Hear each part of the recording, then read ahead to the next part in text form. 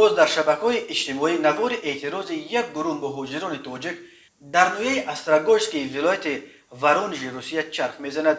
این مهاجران که در نزد شعبه پلیس نویه استراگوژسک جمع شدند در این ویدیو میگویند که کارفرمای بی‌انصاف آنها را برای چیدن سیب و انجام کارهای دیگر به کار به دهه شوبینه دعوت کرده شناسنامه‌های همش را کشیده گرفته است و آنها را عملا در حالت غلامی قرار داده پولشان را نمیدهد. در ویدیو مهاجران تاجیک یک در پیش کامera میگویند که برای 4 ماه کارشان در اینجا همگی 5 یا 10 هزار روبل گرفته.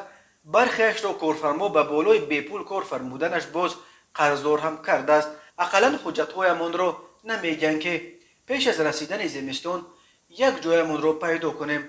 علم میکند یک مهاجر سالخورده تاجیک. خبرنگار رادیو آزادی مومن احمدی خبر داد که این مهاجران فریب خورده 110 نفر بوده.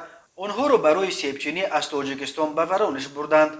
در بین مهاجران فریب خورده زنان هم زیاد بودند. یکی از آنها به نام جمیله میگوید شوق پر حلال نداریم کارنای روسا را بشورستیم دستگیری کنین مورا بگیرین اپنشی ماشینکو برین مورا چی کم بودی دوری خواه؟ همه کم بودی را داریم اولیکو تا دادا؟ اولیک در 3 ماه 10,000 من دادیم ای بانکو قرض داریم گولکوم در دوشنبه گشنم تاشلا اولیک منها دادیشان شما منها دادیشان دکومنتم و گرفتن اومدیم نمیجا من برای ایستاده میگی که دکومنت اولیک بتن من خوب باید با بریم بعد همین گرمی و نرمی باید جاخم نبزنیم برای کن 3-4 ماشین همینجا آمدیم نه پلات دیم نه پاسپورت نه هیچ 2000 گرفتن در زیما امامو ای جورا اینا 4 ماشین اسیر داریم مرا 18,000 قرضور کاگیان سای کوچه سوی برو مونه اینم کاگا اینا همه اینا میجاینا 4 ماه اینا 4 ماه رفته سر اویلیک فقط کپی کرد 5,000 6,000 دم خیلی داده سر